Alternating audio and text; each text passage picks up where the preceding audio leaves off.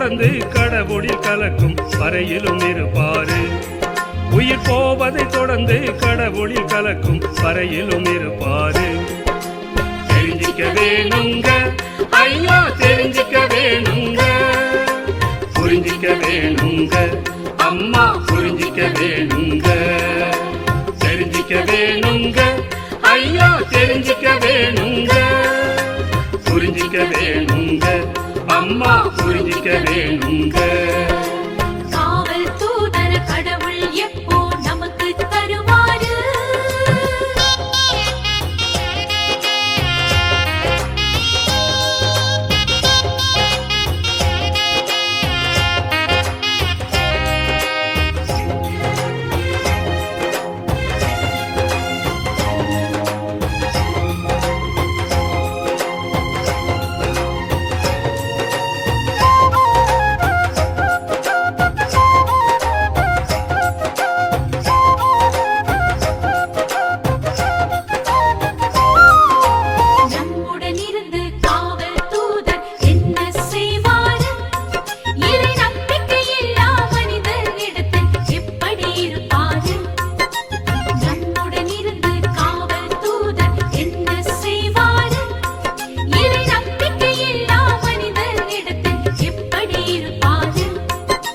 நமது ஜபதபம் புண்ணியம் அனைத்தையும் இறையிடம் சேர்ப்பாரு.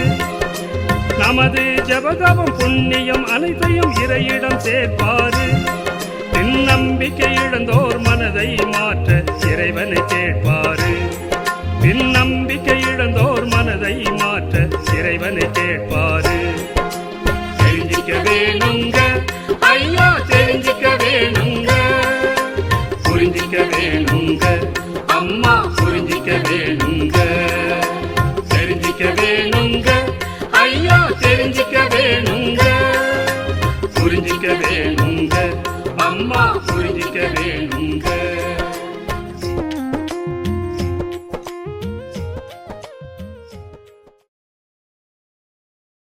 செப்டம்பர் மாதம் 29 திங்கட்கிழமை. தூய மிக்கேல், கேப்ரியேல், ரபேல் அதிதூதர்கள் பெருவிழா. முதல் வாசகம்.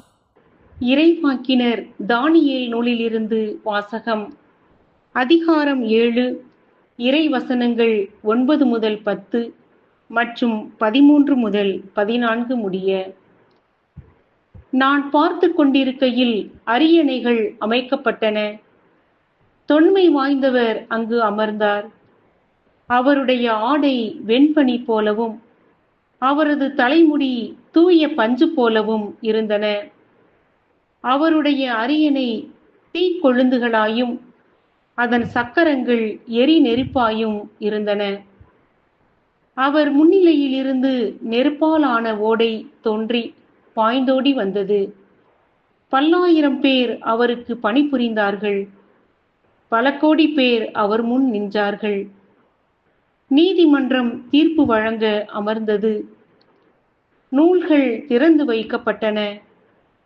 இரவில் நான் கண்ட காட்சியாவது, வானத்தின் மேகங்களின் மீது மானிட மகனை போன்ற ஒருவர் தோன்றினார். இதோ தொன்மை வாய்ந்தவர் அருகில் அவர் வந்தார்.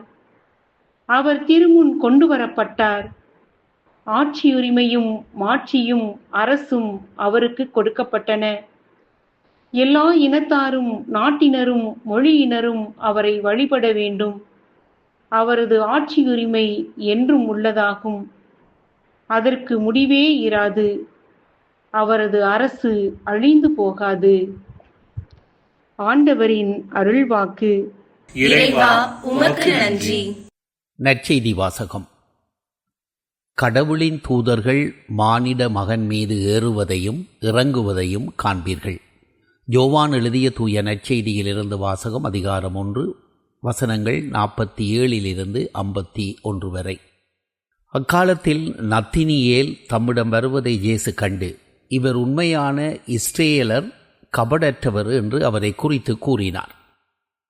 நத்தினியேல், என்னை உமக்கு எப்படி தெரியும் என்று அவரிடம் கேட்டார். இயேசு, பிலிப்பு உம்மை கூப்பிடுவதற்கு முன்பு நீர் அத்திமரத்தின் கீழ் இருந்தபோதே நான் உம்மை கண்டேன் என்று பதிலளித்தார். நத்தினியேல் அவரை பார்த்து, ரபி, நீர் இறைமகன், நீரே இஸ்ரேல் மக்களின் அரசர் என்றார். அதற்கு இயேசு, உம்மை அத்திமரத்தின் கீழ் கண்டேன் என்று உம்மிடம் சொன்னதாலா நம்புகிறீர்? இதைவிட பெரியவற்றை காண்பீர் என்றார். மேலும் வானம் திறந்திருப்பதையும் கடவுளின் தூதர்கள் மானிட மகன் மீது ஏறுவதையும் இறங்குவதையும் காண்பீர்கள் என மிக உறுதியாக உங்களுக்கு சொல்லுகிறேன் என்று அவரிடம் கூறினார். ஆண்டவரின் அருள்வாக்கு. கிறிஸ்துவே உமக்கு புகழ். பிரியமானவர்களே, செப்டம்பர் மாதம் 29ஆம் தேதியாகிய இன்று அதிதூதர்கள் விழாவை கொண்டாடுகின்றோம். 2010ஆம் ஆண்டு லோர்னா பைர்ன் என்ற அயர்லாந்தைச் சேர்ந்த பெண்மணி ஏஞ்சல்ஸ் இன் மை ஹேர் என்ற புத்தகத்தை வெளியிட்டார். பல மொழிகளில் அந்த புத்தகம் உடனே மொழிபெயர்க்கப்பட்டது. பல லட்சம் பிரதிகள் விற்பனையானது. அந்த புத்தகத்தின் சாராம்சம் இதுதான்: வாழ்வின் எந்த சூழ்நிலையிலும் நாம் தனியே இருப்பது கிடையாது. நம்மை பாதுகாப்பதற்கும் வழிநடத்துவதற்கும் நமக்கென்று காவல் தூதர்கள் உண்டு. பிறப்பு முதல் இறப்பு வரை இந்த காவல் தூதர்கள் நம்மோடு உள்ளனர். இந்த செய்தியைத்தான் முக்கிய செய்தியாக அந்த புத்தகத்தின் வழியாக அந்த பெண்மணி வெளிப்படுத்துகிறார். அது மட்டுமல்ல, லோர்னா இத்தகைய காவல் தூதர்களை தன் ஊனக் கண்களால் பார்ப்பதாகவும் அதோடு அவர்களோடு சைகைகளில் பேசுவதாகவும் கூறுகிறார். ஒவ்வொரு மனிதனுக்கும் அருகில் ஒளிப்பிழம்பாக இந்த காவல் தூதர்கள் காட்சியளிப்பதாக அவர் அந்த புத்தகத்தில் எடுத்துரைக்கின்றார். அன்புக்குரியவர்கள், ஏதோம் தோட்டத்தில் பாவத்தின் காரணமாக மனிதர் வெளியேற்றப்பட்ட பின்பு அத்தோட்டத்தை காப்பதற்காக கடவுள் கெருவின்களை படைத்ததாக வாசிக்கிறோம். தொடக்க நூல் 3:24. அடுத்து எசாயா நூலில் சேராபீன்களை பற்றி வாசிக்கிறோம். எசாயா 6:2. இந்த கெருவின்களும் சேராபீன்களும் காவல் தூதர்களில் இரு வகைகளாக கருதப்படுகின்றனர். திரு அவை வரலாற்றில் டயனசியஸ் தி அரையபாகைட் என்பவர் கிபி 5ஆம் நூற்றாண்டில் வாழ்ந்து வந்தவர். இறை அனுபவம் பெற்றவர். அவர் சேராபீன்கள் என்பவர்கள் கடவுளுக்கு அருகில் நிற்கும் நிறை அன்பினால் நிரப்பப்பட்ட வானதூதர்கள், கெருவின்கள் நிறைவான அறிவினாலும் ஞானத்தினாலும் நிரப்பப்பட்டவர்கள் என்று கூறுகிறார்.